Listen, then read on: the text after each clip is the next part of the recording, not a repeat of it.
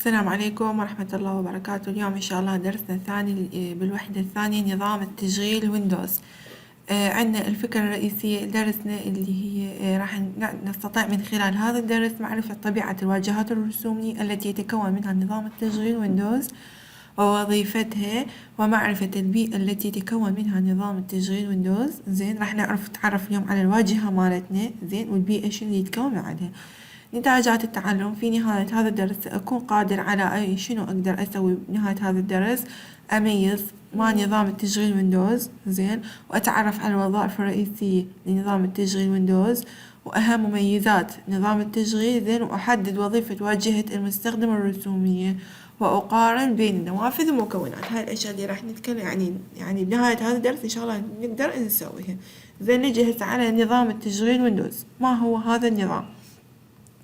هو من أكثر نظم التشغيل انتشار واستخدام في الحواسيب. ليش؟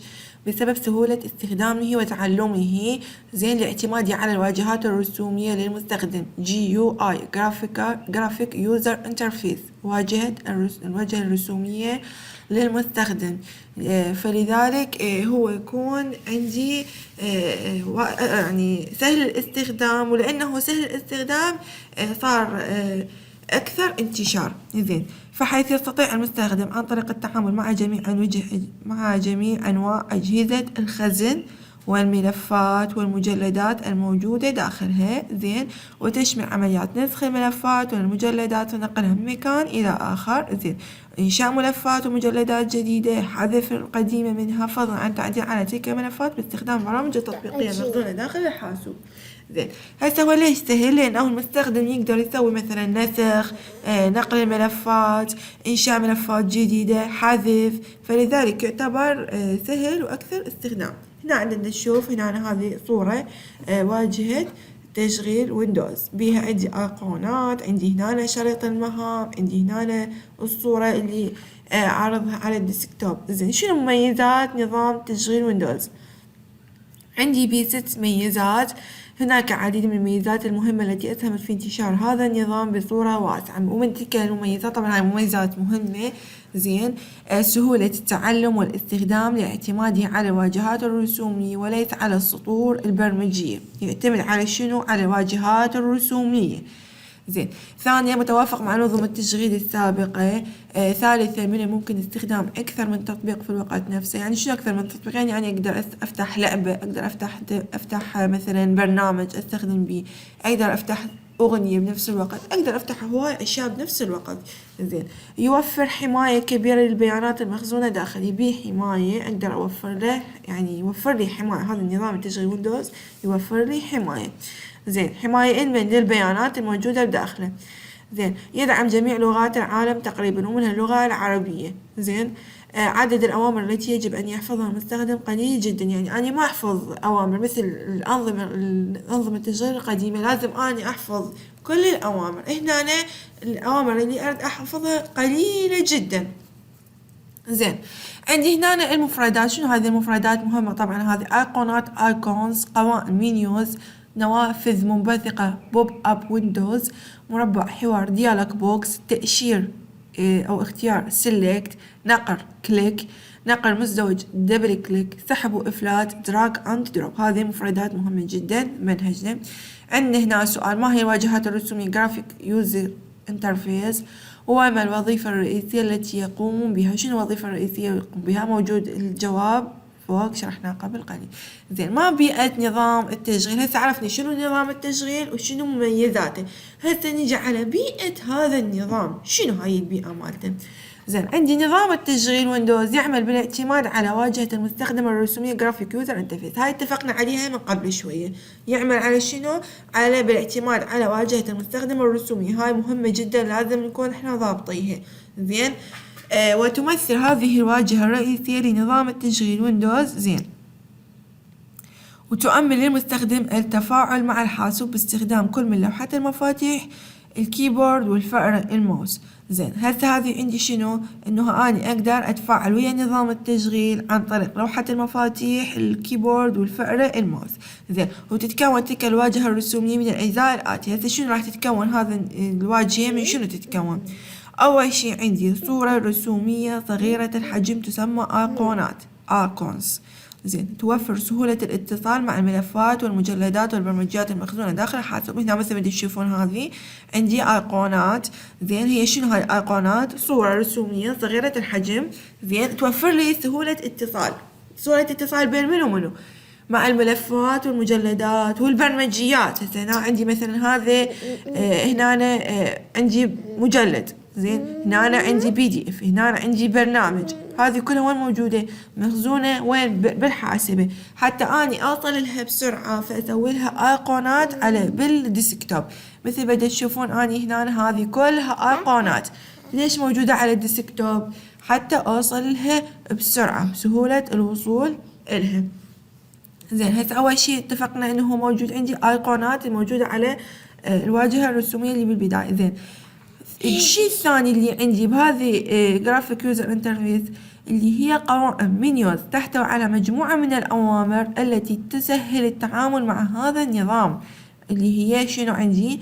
منيوز تسهل لي التعامل مع هذا النظام. الشي الثالث عندي نوافذ منبثقة بوب اب ويندوز. زين، عندي هذه النوافذ المنبثقة وين؟ على الشاشة الرئيسية للنظام. يحتوي كل منها إطار من الممكن استخدامه للتعامل مع تلك النوافذ من أجل التمكن من استخدامه أكثر من تطبيق في الوقت نفسه. عندي بعدها من النوافذ منبثقة مثل ما تشوفون هنا أنا عندي هذه نافذة منبثقة بها شنو؟ يحتوي أقدر بعد تحتوي أشياء بداخلها أقدر أستخدمها بالوقت نفسه. زين، عندي الشيء الرابع مربعات الحوار الديالوج بوكسز. عندي تسهل تعامل المستخدم مع نظام التشغيل. هذه شنو الديالوج بوكس؟ تسهل لي التعامل مع نظام التشغيل عن طريق شنو؟ توضيح الخيارات الممكنة. مثلا هنا عندي confirm delete، مثلا أنا أريد أحذف شيء يعطيني رسالة تأكيد يقول لي هل أنت متأكد أو لا. زين، فإذا أنا متأكد أضغط يس، إذا ما أريد أحذف أو حذفته بالخطأ ممكن أختار نو. زين،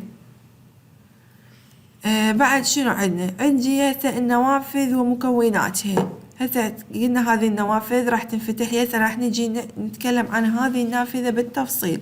شنو هاي النوافذ ومكوناتها؟ ما هي النافذة؟ النافذة شنو؟ هو عنصر تحكم رسومي يتألف من مجموعة من الأشكال، ماشي، ملفات، مجلدات، محركات أقراص وغيرها. تسمى شنو؟ واجهة المستخدم الرسومي، هي نفس اللي تكلمنا عنها قبل قليل. يحيط بها إطار النافذة. هذه عندي يحيط بها هذا إطار النافذة. وعادة ما تكون تلك النافذة بشكل مستطيل يستطيع المستخدم تغيير أبعادها ومكانها من الشاشة على وفق ما يراه مناسب. زين، نقدر نتحكم بأبعادها حسب اللي أني أشوفه. تتكون النافذة من الأجزاء الآتية. شنو الأجزاء اللي تتكون من عندها النافذة؟ هنا عندنا هذه النافذة هسه وحدد لكم الإطار مالتها وكاتب هنا شنو الأجزاء اللي تتكون من عندها. عندي أول شيء أزرار التحكم بالنافذة. شنو هاي أزرار التحكم بالنافذة؟ عندي 3 أزرار. أزرار التحكم عندي زر إخفاء النافذة وزر تكبير وتصغير وزر إغلاق.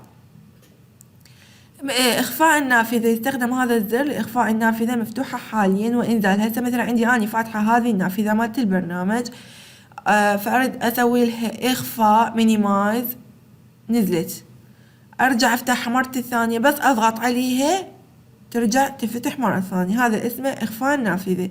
الزر الثاني تكبير وتصغير، فهذا يكون بهالشكل هذا الزر الثاني. كل النوافذ مال الويندوز اللي يفتح أي نافذة تحتوي على هذه الأشياء الرئيسية. أي نافذة بالبرنامج. هسه أنا هذا مكتوب مفتوح قدامكم PDF. إذا أريد أفتح نافذة ثانية من الحاسوب نفس الشيء. فكلها نفس المكونات. أي نافذة أفتحها بالويندوز تحتوي لي هذه الأشياء. أول زر قلنا إخفاء، ثاني شيء تكبير وتصغير، الزر الثالث إغلاق. حتى إذا أغلق هذا راح تروح النافذة تختفي، ماشي. هذا أول شيء تحتوي عليه النافذة. الشيء الثاني هنا أنا عندي المسار مال هذا المكان اللي أنا موجود بيه. مثلا هسه أنا عندي هنا أنا أريد مثلا أروح على pictures، فعندي هنا هذا المسار بهالشكل. هذا المسار مال المجلد اللي أنا واقفة عليه أو أي شيء.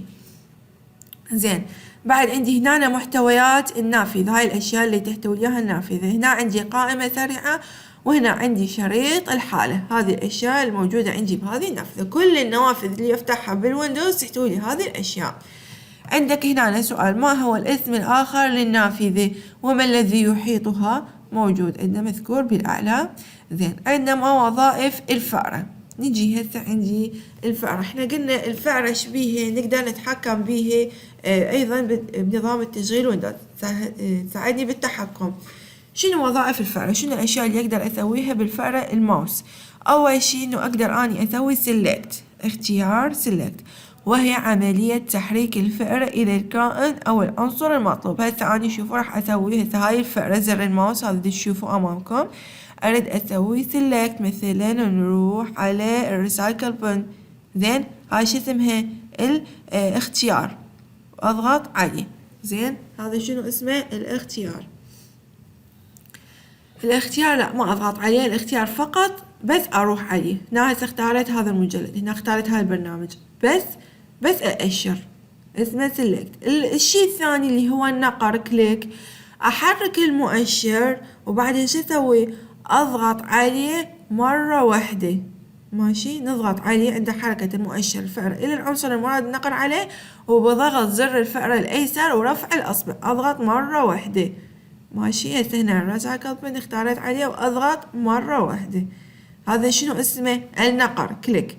النقر المزدوج، نقر مرتين، اللي هو ضغط زر الفأرة الأيسر مرتين متتاليتين وبسرعة، من اسمها دبل يعني مرتين، دبل كليك، مرتين بسرعة وضغطين متتاليتين وبسرعة.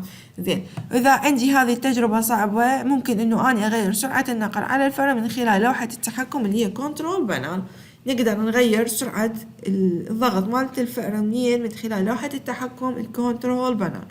زين، عندي الوظيفة الرابعة اللي هي السحب والإفلات، الدراج أند دروب. عند تحريك المؤشر الفأرة إلى العنصر المراد النقر عليه، ثم ضغط زر الفأرة الأيسر وبدون رفع الأصبع مع تحريك الفأرة لتغيير موقع المؤشر لمنطقة أخرى على الشاشة. هذه شنو الميزة؟ إبراز منطقة معينة على الشاشة وتغيير موقع أو تعديل حجم إطار. مثلا نشوف عندي إدراج والإدروب.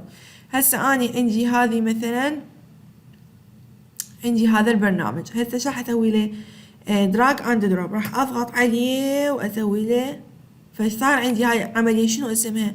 أضغط وأسحب، سحب وإفلات. شنو اسمها العملية؟ أضغط على الفايل وأحركه من مكانه، فهذه اسمها سحب وإفلات. هذا الشكل العملية. طبعا هذه عندي وظائف الماوس مهمة جدا. زين، نجي هنا عندنا مراجعة الدرس. عندنا هنا الفكرة الرئيسية مثل ما تعودنا بالدروس السابقة. عندنا هذه الأسئلة موجودة، إجاباتها شنو وين موجودة بالدرس موجود. عندنا بس التفكير الناقد اللي هي الأجوبة مالته ما موجودة، إحنا اللي نبحث عنها. تحلون الأسئلة وترسلون الواجب لنا. شكرا جزيلا لكم.